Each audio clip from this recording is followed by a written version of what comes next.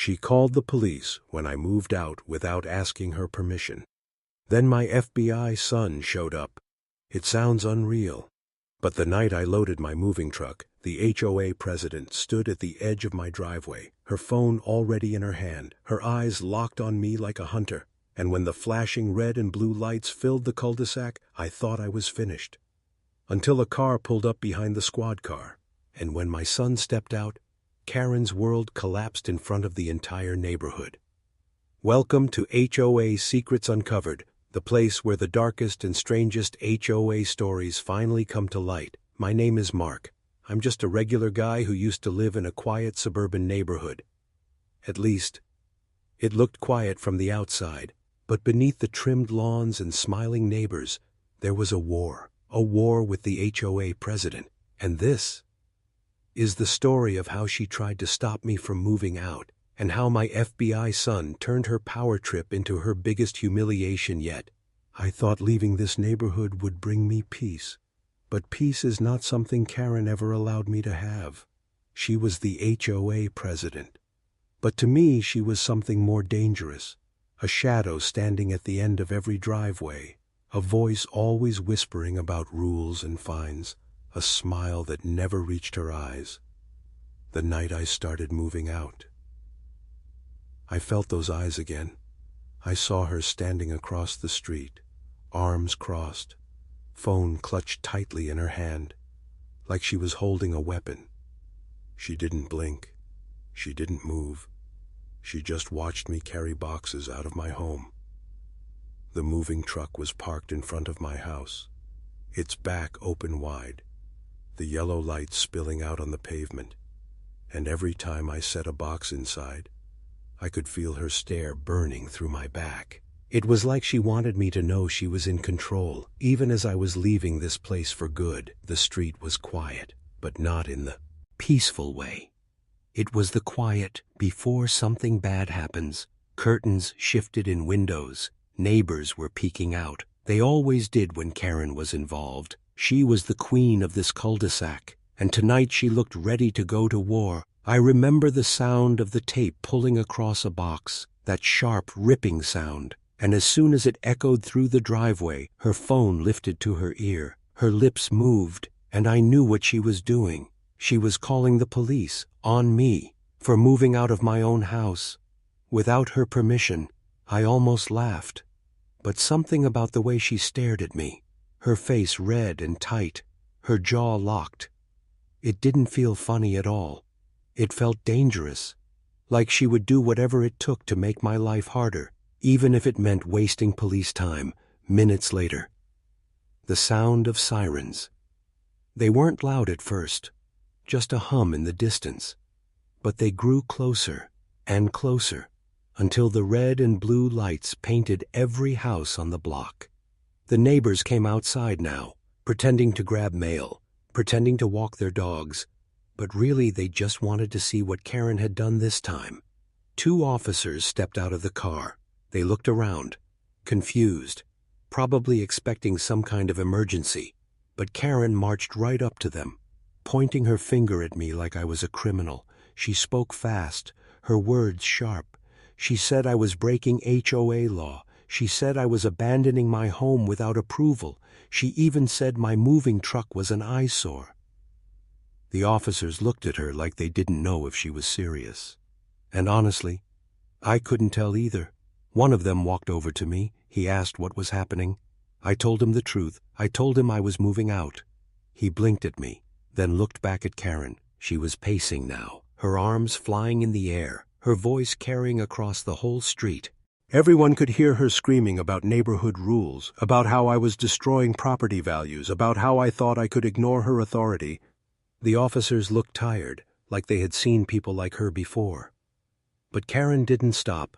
She stepped closer to me, her voice lower now, almost a hiss. She told me I couldn't leave without her signature, her permission, like she owned my freedom, like she was the gatekeeper of my life. For a second, I wondered if this was her plan all along, to keep me trapped here, to make it so miserable that even leaving became a battle. I stood there, calm, hands in my pockets, because I knew something she didn't know, something that was about to change everything. A pair of headlights appeared down the street. A car rolled slowly behind the police cruiser, and my heart lifted, because I knew that car. I knew who was inside. My son. He stepped out wearing jeans and a simple jacket. He looked like any young man coming to help his father move. But what Karen didn't know, what no one in that cul-de-sac knew, was that my son carried something in his pocket, something that gave him more power than Karen ever dreamed of having, an FBI badge. He walked toward us calmly. Karen didn't even notice him at first. She was too busy ranting to the officers, her voice louder than ever. But when my son got close enough, he spoke, and his voice cut through her shouting like a blade. "Is there a problem here?" Karen turned, and for the first time that night, she didn't know what to say. The officers straightened up a little. Their eyes flicked down to the badge in his hand, and suddenly, the entire game shifted. Karen's face froze. Her lips parted. She blinked fast like she was trying to process what she was seeing. The neighbors whispered louder now. Some even chuckled because they could sense it. They could feel the balance of power tipping. My son asked it again, his tone calm but firm. "Is there a problem here?" And for the first time in all the years I lived under her rule, Karen didn't have an answer. "Now let me ask you this. If you were standing there in my driveway, and the HOA president had just called the cops on you for moving out without her permission, what would you do? Would you stay quiet? Or would you fight back right in front of the whole neighborhood?" The street felt different now. The flashing lights still bounced off the houses, but the silence was heavy. Every neighbor was watching, their faces pressed to the glow of their windows or standing half hidden by their hedges. It was like the whole neighborhood turned into an audience, waiting for the next move. Karen's mouth opened and closed, like she wanted to shout, but her words were caught in her throat. Her power had always come from her voice, from how loud she could be. But standing in front of an FBI badge, her voice suddenly meant nothing.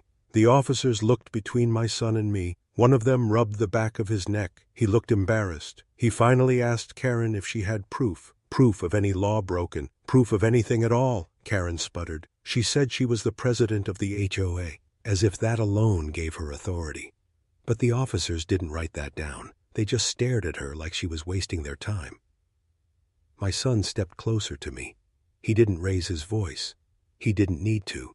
He asked Karen why she made a false report. He asked why she thought she had the right to control someone else's home.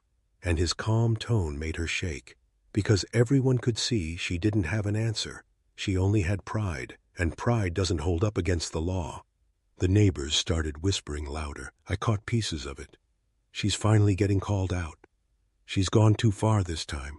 I always knew she was trouble." It felt strange hearing them, because for years no one dared say a word against her. They nodded, they smiled, they followed her rules. But tonight, with the police standing here, and my son holding that badge, they finally saw the cracks in her crown. Karen tried to laugh. It was a sharp sound. Fake. She said she was just trying to protect the neighborhood. She said she thought I was leaving junk behind. She said she worried I was breaking rules about yard debris. But her excuses sounded thin. Even to her, the officers exchanged a look. One of them sighed. The other started writing something on his notepad. I could see Karen's eyes darting, from the pad to the badge to the neighbors watching. She was cornered, and she knew it. I lifted another box from the driveway. The cardboard scratched against my arm. I carried it past the officers, past Karen, and set it in the back of the moving truck. It felt symbolic, like each box I loaded was another piece of her power disappearing. She called out after me, her voice shaking. "You can't leave like this."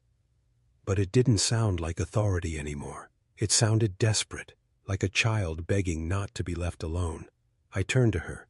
For the first time that night, I let myself smile. I told her this house was mine, that moving out was my right, that she never owned me, not with her rules, not with her threats, not with her fines. The neighbors heard me. They nodded. And in that moment, Karen looked smaller than she ever had before. But she wasn't done. She never let go easily. She stepped closer to the police. She demanded they stop me. She waved her arms like she was casting a spell. But my son spoke again, and his words cut through everything. "Ma'am, wasting police time is serious. False reports are serious, and I'm prepared to make sure this goes on record." The officers didn't argue, they didn't smile, they just stared at Karen, waiting for her to explain herself. She froze, her hands trembled, her eyes darted again to the neighbors, and she saw the looks on their faces. They weren't on her side anymore. They weren't afraid of her anymore. They were tired of her. She stammered something about misunderstanding. She said she thought I was breaking the rules. She said she only wanted order, but the officers didn't write that down either. They told her to go home. They told her to stop interfering, and for the first time in years, Karen didn't argue. She turned around slowly, her shoulders slumped, her face pale, and she walked back across the street. The crowd of neighbors shifted. Some chuckled quietly, some whispered louder. One even clapped under his breath, and I knew this night was bigger than just me moving. This was Karen's downfall. Her throne was cracking, and everyone could see it. I carried another box, and another. The moving truck slowly filled, but Karen's shadow never left. Even from her porch, I could feel her watching. I could feel her plotting. Because people like her don't let go easily. They cling to control until the very end. I wondered what she would do next. Would she file another complaint? Would she rally the board against me? Would she spread rumors about me after I left? Or was this the night her reign finally ended? The air was heavy with tension, the kind of tension you feel before a storm. And I knew, this night wasn't over yet. Now I want to hear from you. If your HOA president tried to stop you from moving out by calling the police, would you confront her head on? Or would you let karma take care of her in silence? Karen disappeared inside her house. But the night didn't calm down. It grew heavier, like the whole street was holding its breath. Every box I carried to the truck felt louder.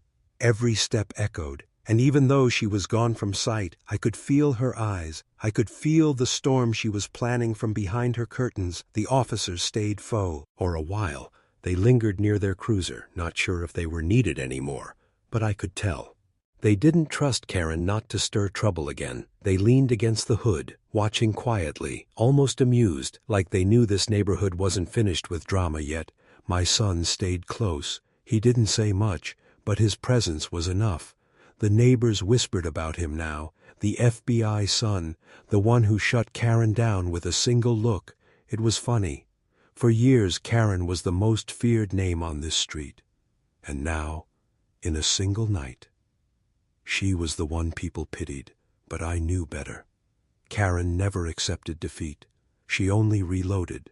The proof came faster than I expected, because while I loaded another lamp into the truck, a sound cracked across the night. The slam of her front door. She marched back out. But this time she wasn't alone. Her husband trailed behind her, tall but tired, the kind of man who looked like he hadn't had a choice in years. He carried a clipboard, a thick binder tucked under his arm, and I knew exactly what it was, the HOA rulebook. Karen stormed toward me, her husband shuffling behind. She flipped through the binder with frantic fingers, pages fluttering in the wind. She jabbed her finger at a random line, her voice sharp as glass. She claimed the rulebook said no commercial trucks could be left overnight. She pointed at my moving truck. She shouted that I was breaking the rules again, that the officers had to stop me. The officers glanced at the truck, then at each other. One of them muttered, "It's a moving truck, ma'am." But Karen didn't hear. Or maybe she just didn't care. She pressed forward, waving the binder in my son's face, as if an HOA rule could outrank federal law. My son didn't even flinch. He leaned in, calm, and said, "Ma'am, that's not a law. That's just your binder." The neighbors laughed, quiet at first, then louder. Karen spun around, her face twisted. She screamed at them to go inside. She said they had no right to watch. But no one moved. No one obeyed her command anymore. Her power was slipping, and she could feel it. She turned back to me, her eyes narrow.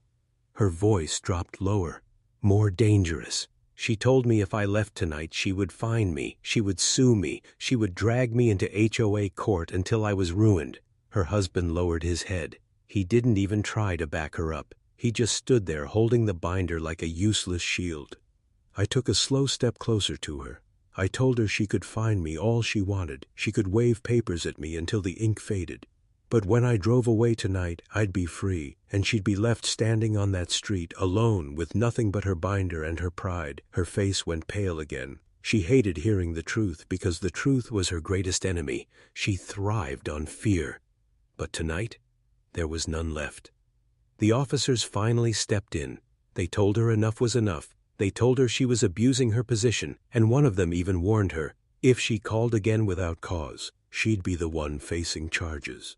The neighbors gasped. Karen's jaw dropped. Her husband shifted uneasily, like he wanted to sink into the ground. Karen's voice cracked when she tried to argue, but nothing came out. Her words were gone. Her power was gone. And all that was left was silence. I lifted the last box from the driveway. It felt heavier than all the others, but when I set it in the truck, it felt like a weight lifted from me, like years of her control had finally slipped off my shoulders. I looked at her one last time.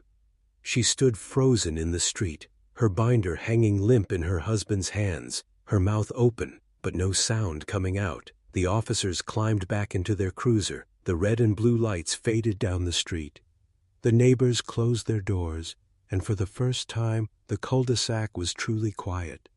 But quiet isn't always peace, because I knew. Karen wasn't done, not yet. Her kind never quit. They only plot, they only wait. And as I shut the door of my moving truck, I saw her face in the glow of her porch light, and I could tell she was planning her next move. Now I want to ask you something. If your HOA president showed up with a rule book in the middle of the night trying to stop you from leaving, would you argue back in front of the whole neighborhood? Or would you let her embarrass herself until she had nothing left? The night should have ended there. The police had left. The neighbors had retreated. The binder of rules hung useless in Karen's trembling hands. But I knew better. Karen never slept when she was angry, and she had just been humiliated in front of everyone she ruled. I could hear her voice even after she went inside, not words, just muffled shouting, her husband's low tone trying to calm her, the sound of cabinets slamming, a storm raging inside that perfect little house, while I stood in my driveway loading the last pieces of my life into a truck. My son leaned against the moving van, arms crossed, eyes sharp. He told me she wasn't finished, that she would try something bigger, something uglier. And he was right, because just when I thought the night was finally quiet, a new set of headlights cut through the cul-de-sac. Not the police this time. Something else. A black SUV rolled in slow, the engine low and heavy. It didn't belong here. Too dark, too official. The neighbor's curtains shifted again. Shadows moving behind the glass. Everyone watching, wondering if Karen had called for backup.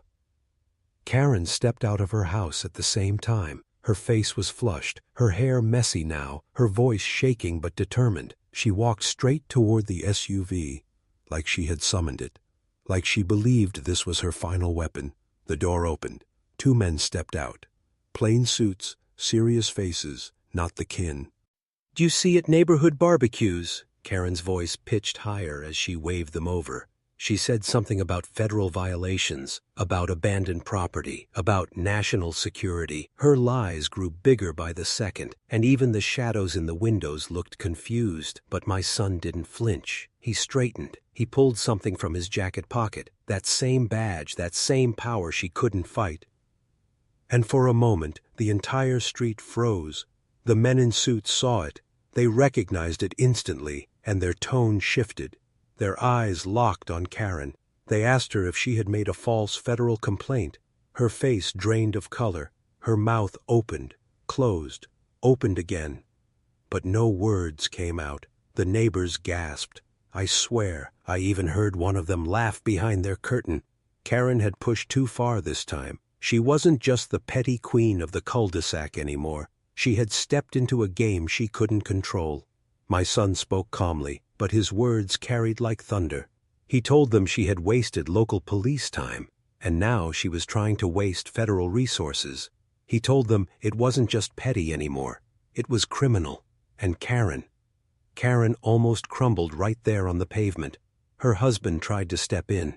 He held out the binder, as if flipping to a highlighted section could save her. But one of the men in suits pushed it away. He said, "This isn't law. This is just your neighborhood rules." The binder slipped from the husband's hand. It hit the street with a dull slap, pages spilling open for everyone to see. And Karen looked like she wanted to scream, but nothing came out. The SUV men didn't stay long. They weren't here for her. They were here because my son had called earlier, quietly, carefully, because he knew Karen might pull something, and he had wanted backup, not for me, but for her, because people like her always go too far when the SUV drove away. The street was darker than before, the shadows heavier. Karen stood in the middle of it. Her binder scattered at her feet, her husband silent beside her, her neighbors watching silently from their windows, and for the first time in years, she looked like what she really was, just a woman, just a neighbor, just a bully with no crown left to wear. I closed the back of my moving truck. The latch clicked into place. The sound echoed through the cul-de-sac like a final verdict. I thought that was it, that she would finally retreat, finally break, finally let me leave. But Karen stepped closer, her eyes wide, her voice low now, almost a whisper. She told me I couldn't leave, that if I drove away, she would lose everything. Her words cracked. They weren't sharp anymore. They were desperate, pleading. It almost made me feel sorry for her, almost. But then I remembered the fines, the letters, the threats, the years of control she used like a weapon, and the sympathy disappeared. I looked at her. I told her she never had control over me, not my home, not my family, not my freedom. And tonight, the entire neighborhood had finally seen it. Her eyes glistened, but she turned away. She bent down slowly, gathered the binder with trembling hands, and shuffled back toward her house, her husband trailing silently behind her, and the cul-de-sac fell quiet again. But quiet isn't peace, because even as I stood there, breathing out the relief of victory, I knew Karen's story wasn't finished, and somehow, some way, she would try again. Now let me ask you something. If you were in my shoes, and your HOA president called not only the police but even tried to drag federal agents into your moving night, would you pack up and leave without another word? Or would you stand there and make sure she felt every ounce of the humiliation she deserved? The street was silent again. But silence after a storm is never calm. It's heavy. It presses down on you. And in that weight, I could still feel, her anger boiling behind closed doors. I leaned against the moving truck, the cold metal against my back. My son stood nearby, arms crossed, watching the shadows in Karen's windows. We both knew she wasn't done. People like her never accept defeat. They only sharpen their claws. The neighbors hadn't disappeared completely. I could still see faint glows through curtains, silhouettes of heads peeking out. This night had turned into a show, and Karen was the star. But the role she played now wasn't queen. It was fool. Then, it happened. Her front door creaked open again, slow this time. No shouting, no binder, just Karen stepping out into the night. Her face pale, her eyes glassy, her voice softer than I had ever heard it. She walked straight toward me. No hesitation, no storm in her steps, just something broken, something cracked. She stopped a few feet away. She looked at the moving truck, then at me. Her voice trembled when she spoke. "You can't leave. If you go, they'll stop listening to me." For a moment, I didn't even know how to respond. All the years of fines, all the threats, all the smug smiles when she slipped violation letters under my door. And now here she was, admitting the truth. Her power only lived through our fear. If I left. Her empire of control lost another subject. I told her gently. This was never her street, never her kingdom. It was just houses, just people, and people weren't hers to command. Her lips quivered, her hands shook, and then her voice rose again, louder, sharper. The Karen everyone knew came clawing back. She shouted that I was selfish, that I was ruining everything she built, that I was turning the neighborhood against her. Her cries carried across the cul-de-sac, and the neighbors stepped closer to their windows. Some even came out onto their porches, drawn by the spectacle of their queen unraveling. My son stepped forward, his badge GE glinted under the streetlight. He didn't raise his voice. He didn't need to. He asked her one question. "Ma'am, do you realize what you've done tonight?" Her face froze. He explained calmly that she had wasted police time, that she had risked federal involvement, that she had humiliated herself in front of her entire neighborhood, and that every move she made from now on would be watched carefully. Her knees almost buckled.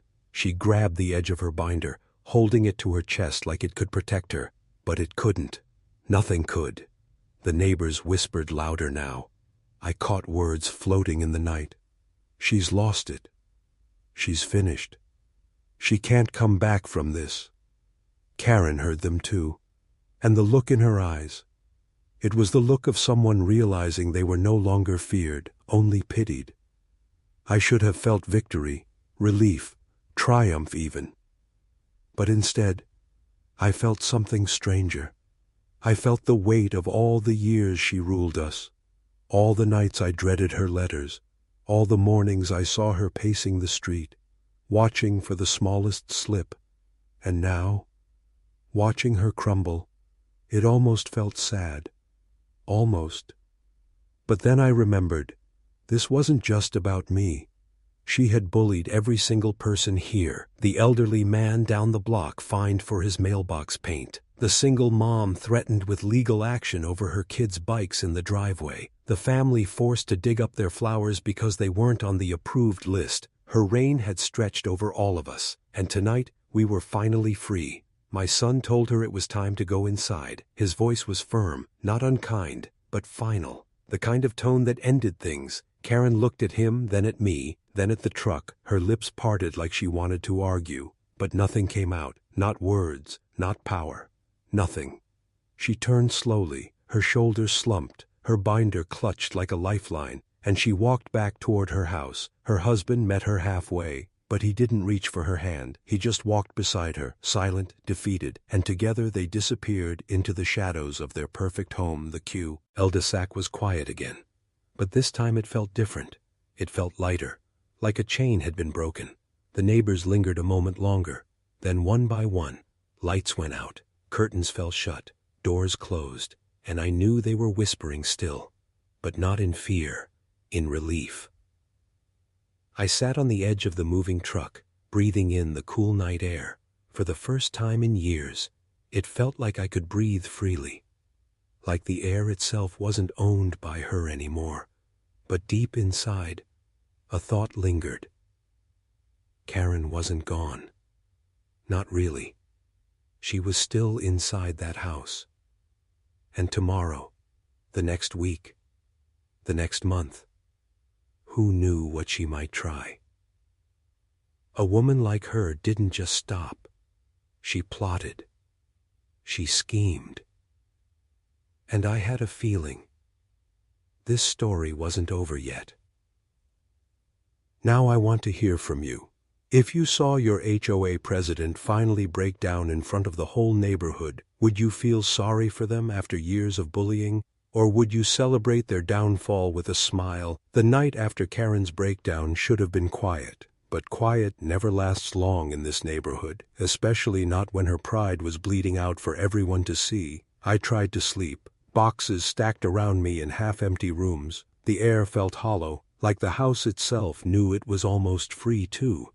But through the thin walls, I could still hear her, her voice carrying faintly across the street.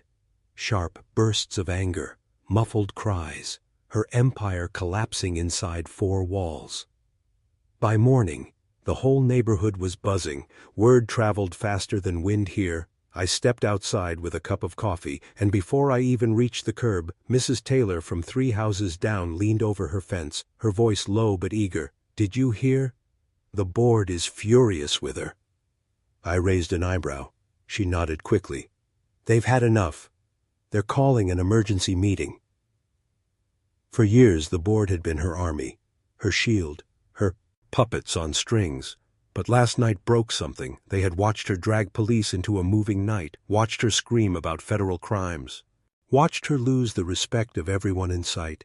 Now they were done hiding behind her. By noon the cul-de-sac looked different. Cars lined the street, neighbors gathering in small clusters, whispers floating like smoke. And for the first time ever, Karen wasn't the center of it. She was the subject of it. She came out eventually, binder clutched to her chest, her hair unbrushed, her face pale. She tried to stand tall, but her eyes darted from porch to porch. She could feel it, the shift, the crown slipping off her head. The board president, not Karen this time, but Mr. Daniels, stepped forward. He cleared his throat. He told the neighbors the truth, that they were voting to remove her from power, that her behavior had embarrassed them all, that her leadership was no longer welcome. The gasps rippled through the street, not because they didn't expect it, but because no one believed it could ever actually happen. Karen's mouth fell open. Her voice cracked as she shouted, "You can't do this to me. I am the board." But no one backed her up. Not this time. Not after last night. Hands went up, one after another. A wave of quiet rebellion. Even people who once feared her, who once bowed to her every letter and fine, raised their hands high, and just like that, her reign ended, her binder slipped from her arms. It hit the pavement with a dull slap. Papers fanned across the street like fallen soldiers, and she just stood there, shaking, lost. Her husband bent to gather them, but no one helped. No one even looked at her with pity anymore, only relief. I watched all of it from my driveway, leaning against the moving truck. It felt surreal. Years of battles, years of threats, years of her smile that was never a smile. And it ended with a simple vote, a simple show of hands. Her power dissolved into thin air, but the irony wasn't lost on me. She had built her empire on paper, on rule, as in regulations typed in black and white, and in the end, it was paper that betrayed her. Her binder scattered on the asphalt, her power ripped away with the turn of a page. The neighbors laughed softly now, not cruel, just free. They talked about planting flowers again, about letting their kids ride bikes in the driveway, about painting shutters without fear of fines. It was like the air itself had shifted, lighter, warmer, alive again. Karen turned her head slowly. Her eyes met mine. For a moment her face twisted, anger, hatred, desperation. But then it softened, and she looked away, like she knew she'd never win against me again. My son stood beside me, quiet but steady. He didn't gloat, he didn't mock, he just watched, like justice was enough. And maybe it was, because that night, when the sun dipped low and the cul-de-sac glowed gold under the streetlights, I loaded the last of my boxes. Neighbors came to help. People who never dared speak before now laughed with me, shook my hand, thanked me for standing up to her, for finally breaking the spell she had over them. And as the truck door closed for the final time, I felt something I hadn't felt in years. Freedom, real freedom, not just from her, but from the fear she cast like a shadow over all of us. But freedom has a price. And as I looked back one last time at Karen's house, her silhouette in the window, still watching, still plotting, I wondered, would she ever truly stop, or would her bitterness poison this street long after I was gone? Now let me ask you, if your HOA dictator was finally stripped of power by her own board, would you forgive and move on? Or would you celebrate her downfall and make sure everyone remembered her shame? The last night in that house didn't feel real. The walls were bare, the floors echoed with every step, a place once full of life, now just a shell. But freedom has a strange sound. It's quiet. And yet louder than any noise, the moving truck was packed, locked, ready to go. And for the first time in years, I didn't feel watched by rules, by fines, by letters slipped under my door at dawn. Still, I couldn't resist one last walk through the cul-de-sac. The street looked different now, not because of the houses. They were the same. Perfect lawns, perfect mailboxes, perfect smiles. But the air was lighter, like everyone could breathe again, like a spell had been broken. Neighbors waved as I passed. People who barely looked at me before now smiled. One man thanked me quietly, said he had been fined 3 times for leaving his trash cans out an hour late. Another whispered that his kids could finally ride their bikes without Karen threatening citations. A single mom hugged me, her voice shaky. She said she finally felt safe again. I realized then it was never just about me. It was about all of them. Every neighbor who had been trapped in her grip, every family who lived under the shadow of her rules.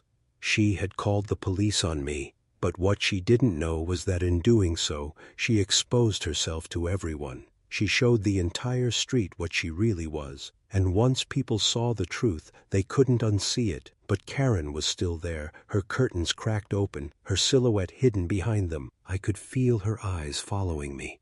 Not with power anymore, but with bitterness, with hate, with something sharp but powerless, like a blade dulled by time. My son walked beside me. He told me to let it go, that I was free now, that she had nothing left to take from me, but part of me wondered, was she planning something more? Would her anger poison the board? Would her bitterness seep back into the cracks of this street? Or was this truly her end? The irony cut deep. For years she made me feel trapped in my own home. She built her empire on rules about grass length and mailbox paint, but the moment she tried to chain me, even in leaving, she lost ever. I think it was almost poetic, almost funny. The queen of the cul-de-sac dethroned by her own obsession. I climbed into the truck. Neighbors clapped softly. Some smiled wide. One shouted good luck. And for the first time in a long time, I smiled back without the weight of her shadow behind me. As the truck rumbled forward, I glanced in the side mirror. Karen was still in her window, still watching, her figure small now, fragile, like a ghost haunting the very street she once ruled. I wondered what would happen to her. Would she fade away quietly? Or would she keep trying to pull strings even with no one listening? Maybe she would write more letters. Maybe she would file more complaints. But the truth was simple. No one feared her anymore, and fear was the only power she ever had. The cul-de-sac disappeared behind me, house by house, streetlight by streetlight, until it was gone. Just another suburb, just another place where people lived under rules they never asked for. But me, I was free, and freedom tasted better than any victory, yet still. As the road stretched out in front of me, a thought lingered. What if every neighborhood had a Karen? What if every HOA hid a ruler like her, waiting for the moment to strike, to control, to suffocate? It made me wonder, was I leaving her behind, or just escaping one battle in a war that never ends? I gripped the steering wheel tighter. The night air rushed through the open window, and I promised myself one thing. No matter where I lived next, no matter what street I called home, I would never let another Karen control me again, because some cages aren't made of bars. They're made of rules, of fines, of fear, and the only way to break them is to walk away and never look back. But as the moonlight washed over the empty road, I glanced at my son beside me, his badge tucked away, his eyes steady, and I knew, whatever battle came next, I wouldn't fight it alone.